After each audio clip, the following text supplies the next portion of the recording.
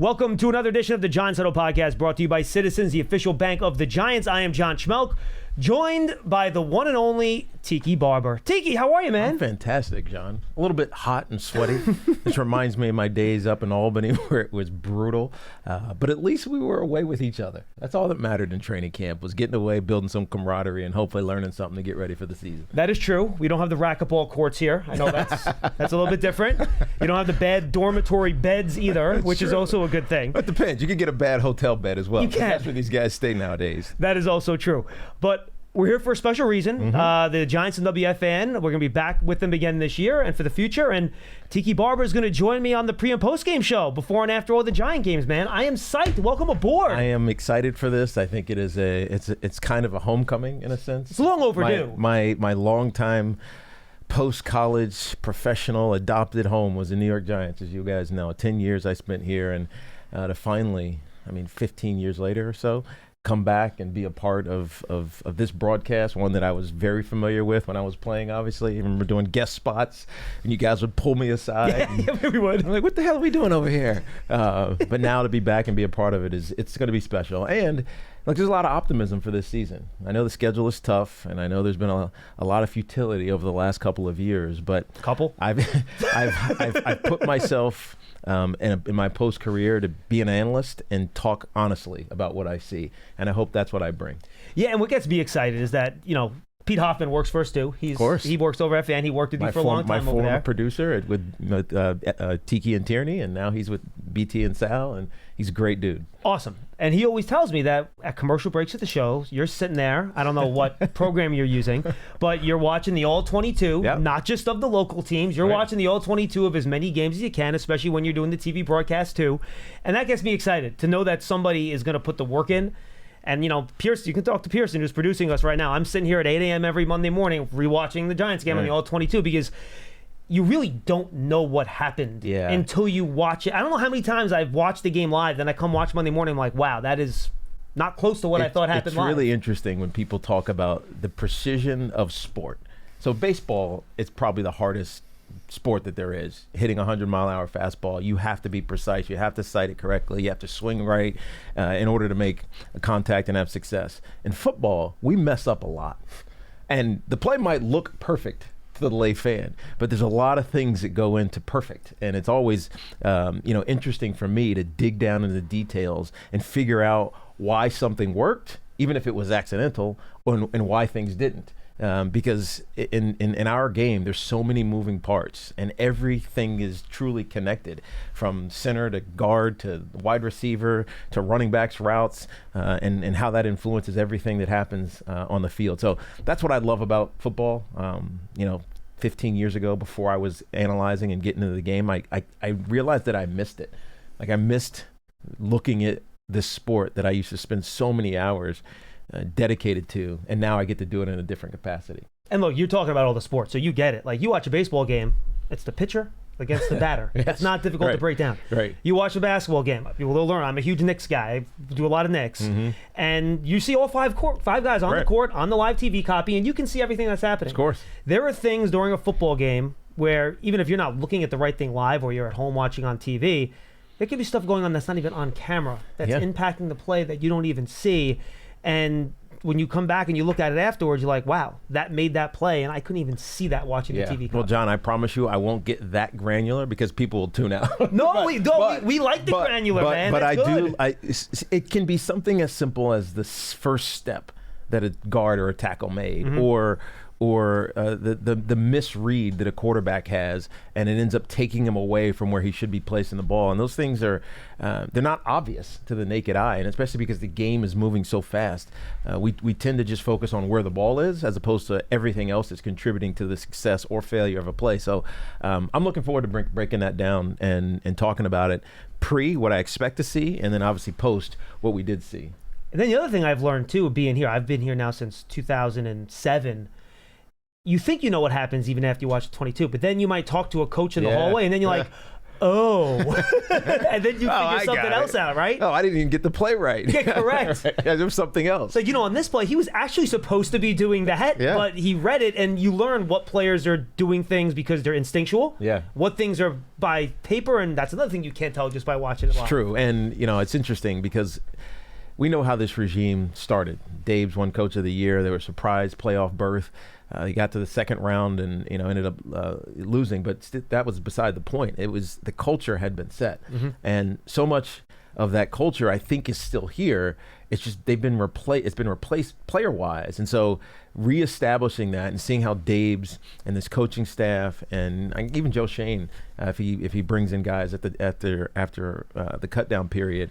How they build this team is going to be so interesting for me. I think I'm starting to already see what the identity is going to be, and it honestly gets me excited because it feels like my era of football. Tell me, it feels like. What do you think it's going to be there? We're building front first, defensive line in particular, second level, obviously Mike McFadden, but we've beefed up this defensive front. You bring in Paulson Adebo and Holland behind them, and hopefully we get good cornerback play. But I see a physicality that's starting to happen. And then, as much as I love Tyrone Tracy because he runs like I did. He runs with great instinct. He presses the hole. He never goes for the fool's gold, I like to call it, the iron pyrite. It's that, there's the hole, but it's not really there yet. You got to wait for it to truly develop. He presses and gets into holes, and so I like his game-breaking ability. But this kid, Cam Scatterbo, is just, he feels like the muscle of what this offense could be. And it's going to be physical. Obviously, Russ is the leader out there. He's a starting quarterback for now, and I think he's going to bring the guidance. But I feel a physicality starting to be redeveloped with this Giants team, and it's something I think they've missed. And we saw that today. We're recording this on Monday, right after the first day. The Giants were in pads, so it was fun to watch that. This could be like a little thunder and lightning situation. It could be. You guys had back in the day. Now, Scatterbo, stature-wise, right? You would not think. But even they were backing the guys up to the goal line today, and the offense was trying to get out from, I think, their own 1 or 2 yard line, depending on the snap. Yeah. And Scatterbo was just lowering his head, man. He did not care. See, his thing, I think I've only met him once so far. I'm sure I'll spend a lot of time with him over the next few weeks, but he's got a little crazy in him. But the right kind of crazy. Exactly, the right kind of crazy. There's a confidence there, but there's the right kind of crazy. I think the difference from when Ron Dane and I in 2000 were thunder and lightning. I mean, and it was specific. We all remember this. It was because Sean Payton wanted me in the game. He'd call lightning personnel. If he wanted Ron in the game, he would call thunder personnel. But in essence, we were running 2 different offenses. Like Ron's offense with thunder personnel was a lot of power. It was a lot of downhill bobs and duos, attacking, point of attack football. With lightning personnel, when I was in there, it was all misdirection. We'd get trip formations. We'd run scissors plays. We'd run, running backs out of the backfield. I think the difference with Cam and Tyrone, and even Devin Singletary, obviously, as the veteran in that room, is that they're all interchangeable. They don't have to create 2 different offenses for 2 different types of players. I think both of those guys can do everything that this offense calls for. Catching it too. Catching the ball. But actually, absolutely. What did he have, 60-something catches in college last year at Arizona State?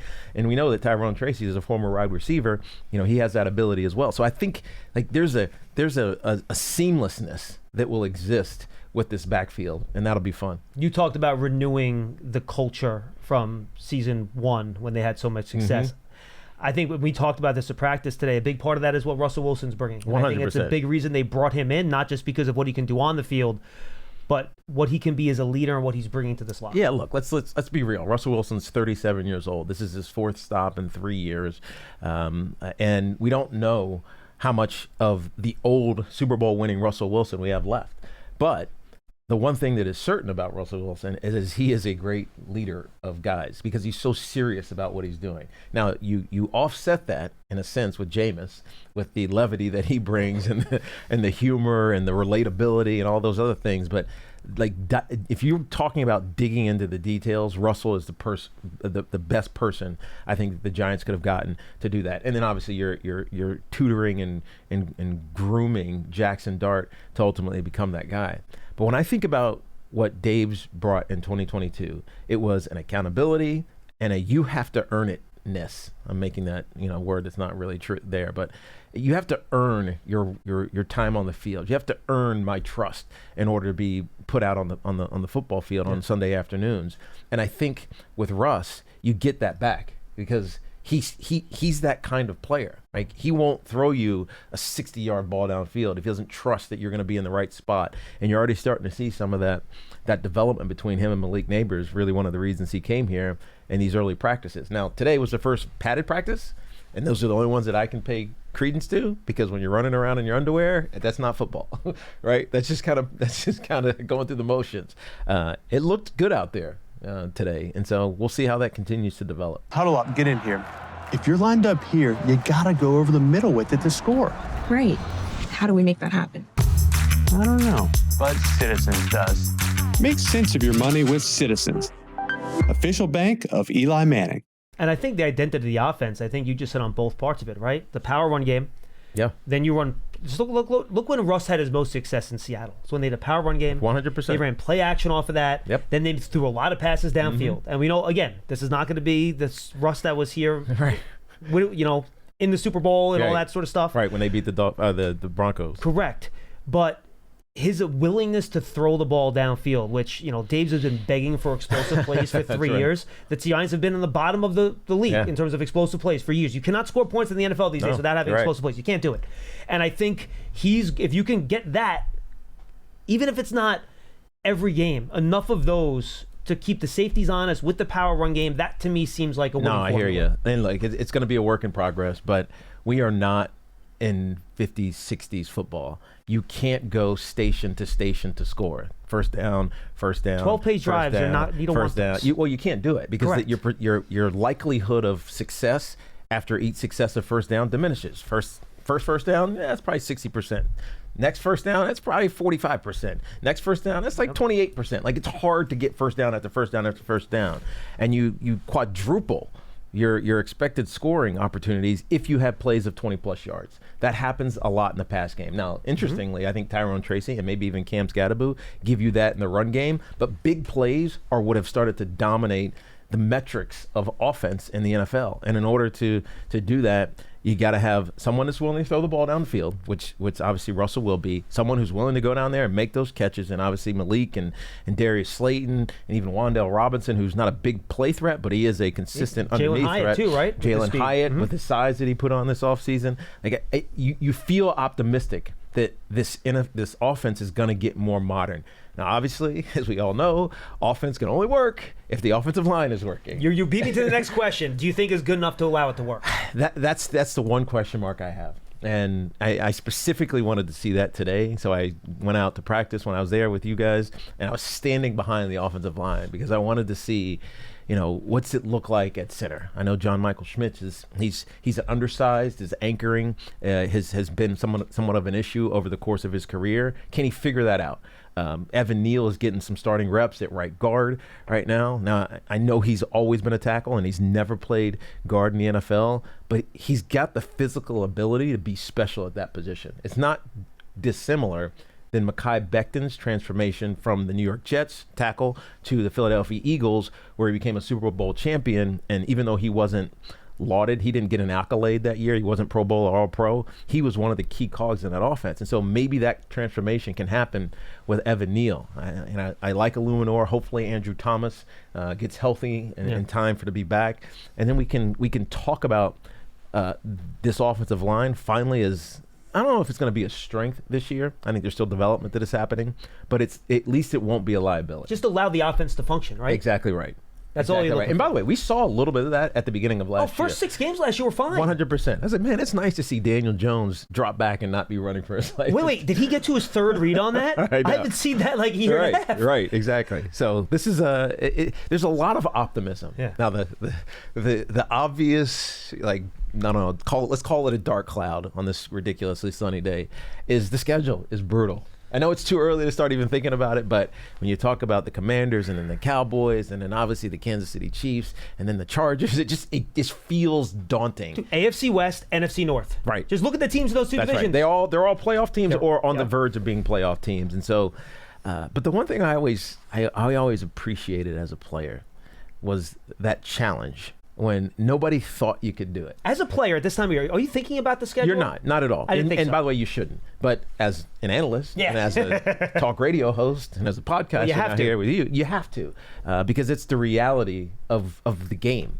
And it's what most fans are looking forward to. Right now, they're distracted by the Yankees and the Mets, and I guess what's happening with the Knicks and their off season. But I think the fans need a distraction from the Yankees right now, to be honest with you. But that's a different story. But football fans, when they're thinking football, they can't wait for Week 1.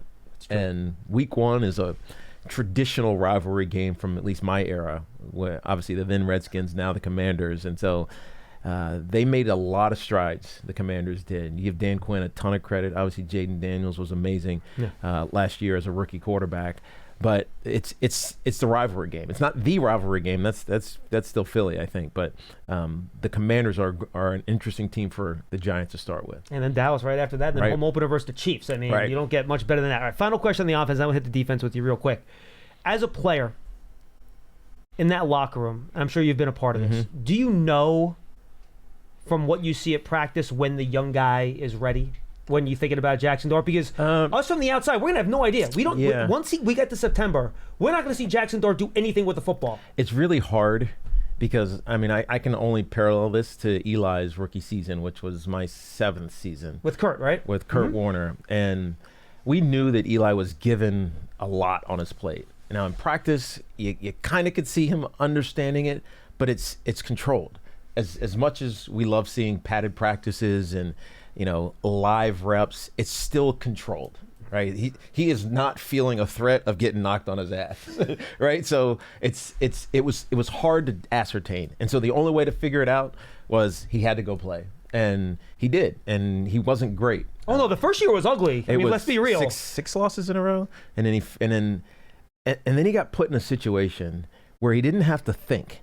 Right, it came down to our last game against the Cowboys, and basically our last drive. And it was a 2-minute offense. He ran it to perfection. Called every audible correctly. Made every throw. Every decision was right.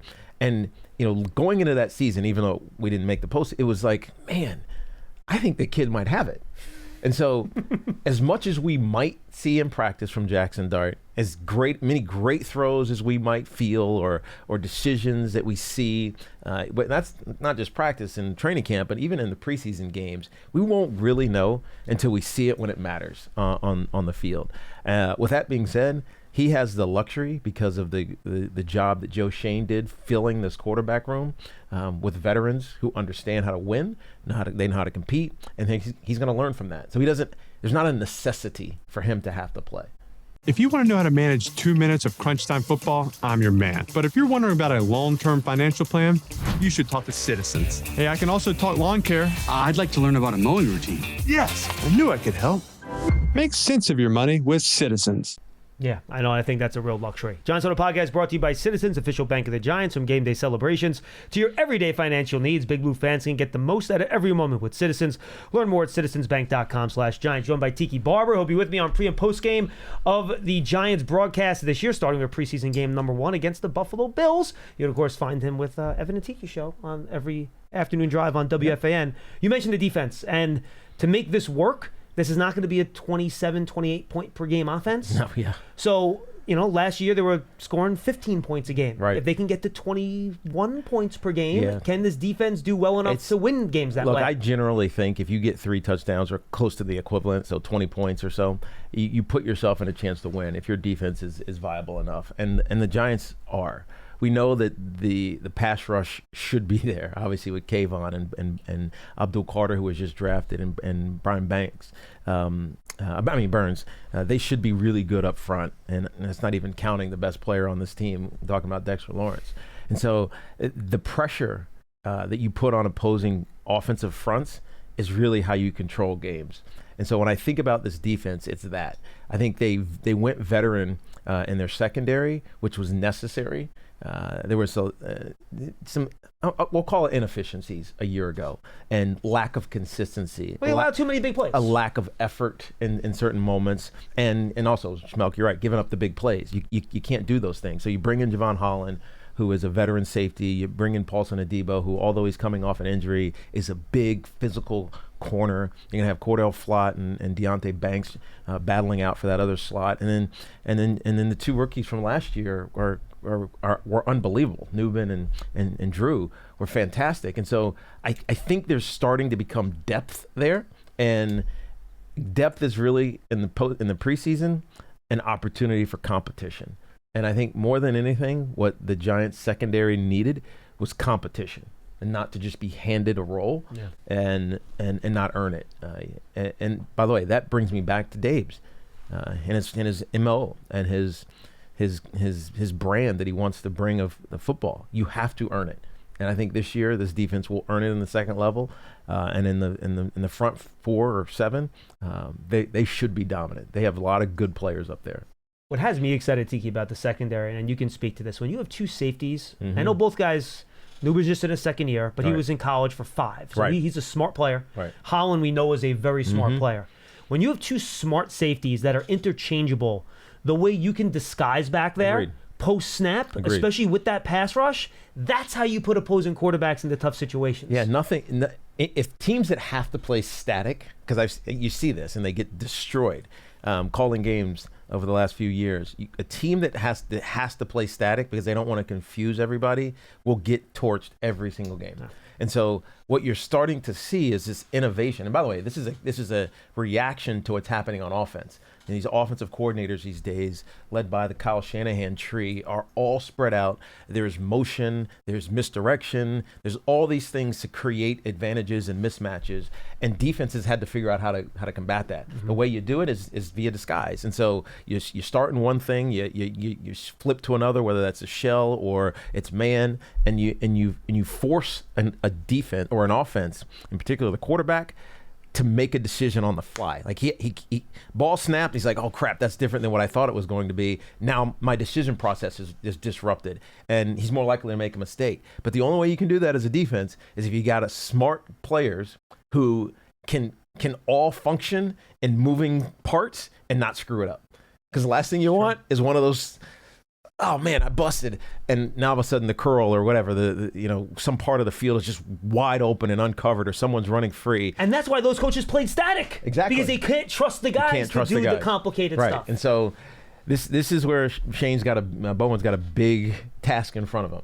As much as it is about the physicality of that second level and really the third level, when we're talking about the secondary, it's more about the brain of these guys to be able to comprehend and understand. And I think we're going to see more man-to-man on the back end too. I mean, I hope so. Two big physical corners like that, especially with that pass rush. I hope so. If you know you're getting home, right, a lot easier to play man defense. The challenge is you got to get home. Correct. You got to get home. And as good as Burns and Kayvon were a year ago, they didn't get home enough. The Giants need a better pass rush. That's why the priority was Abdul Carter in this year's draft. I envision them using him in so many different ways, whether it's standing up in the well or getting on the edge or just having his hand in the dirt. Sometimes in a 3 technique, simply as a mismatch in pass situations. You give yourself the ability to be diverse, and it makes it harder for offensive lines to protect their quarterback. Final question. What do you think of Abdul Carter? You've seen him on tape, I know, which was, it's a lot of fun. It's a lot of fun. And now you've seen him move in person. It's interesting because he's got it's like Penn State is cranking out these clones, right? Because he's got a little Micah Parsons in him. They have Oweh from the Ravens, all these guys. Chop Robinson last 100%. year. It's like they've become edge rusher And just like back in the day, University of Miami was tight end U. And so what I like most about him is that he's aggressive at the point of attack. So many pass rushers, they don't have a plan for when they get stoned, right? Their original plan is, all right, I'm going low and I'm dipping outside. I'm gonna get under this tackle, and all of a sudden they get stopped, and then they're like, all right, crap, what do I do now? I'm gonna run around the quarterback now. Right. Now I'm throwing myself in the no man's land, Correct. And there's nothing, and I'm not affecting this play at all. And so the really good ones are violent at their point of attack, and they force the tackle or whoever's blocking them to be caught off guard, and then you now have the advantage. And as soon as you get the advantage, that's when you can take a beeline for a quarterback and put the pressure on him and either force an errant throw or sack him and take him down. It's funny you say that. Last question. I was talking to Jermaine Illuminor during one of the OTAs when he was having a couple reps off. And I was talking about Micah Parsons, and he goes, Micah Parsons is one of the toughest guys to block. And you would think it's because he's so athletic, he's got speed to the outside. Luminar's like, that dude is like pound for pound, maybe the strongest edge player I play against. And it's the power that gives me the most issues, because I know he can win with speed. But if he doesn't have the power to counter that, I can handle the guy running outside all day. I mean, football is physics at the end of the day. And so if someone's running fast, like, you can create your angle as a tackle to combat that. Right, but if he's also fast, so you're creating a different angle to get back and cut him off from his speed, and then he turns into you and just drills you and lifts you off your feet, you're screwed. And so, and you also look really bad. And you look really bad. And so it's those guys. You're right. I mean, the operative word you said is power. The guys that have power and there's an explosiveness about them are really hard to block. All right, Tiki, tell the Giant fans what to kind of expect for you, joining us, and just the excitement of being back with Big Blue. I'm excited to be back with Big Blue. I hope you guys don't get annoyed from hearing me all day, every day on WFAN from 2 to 6:30, and then on the weekends doing pre and post about this team that I love so much. But I'm glad to be back home. I'm glad to be working with you, Schmeelk, pumped, man. And the rest of this broadcast team, because you guys put out a great product, and I'm just here to help it along a little bit more. We're psyched to have you, dude. It's a pleasure. Thank you, John. And I can't wait to start working with you. Tiki Barber, going to be our host on the pre and post game show. And again, we are thrilled to be back on WFAN for our Giants broadcast moving forward. For Tiki Barber, I'm John Schmeelk. That's the Giants Huddle podcast, brought to you by Citizens, the official bank of the Giants. Coming to you from the Hackensack Meridian Health Podcast Studio. Keep getting better.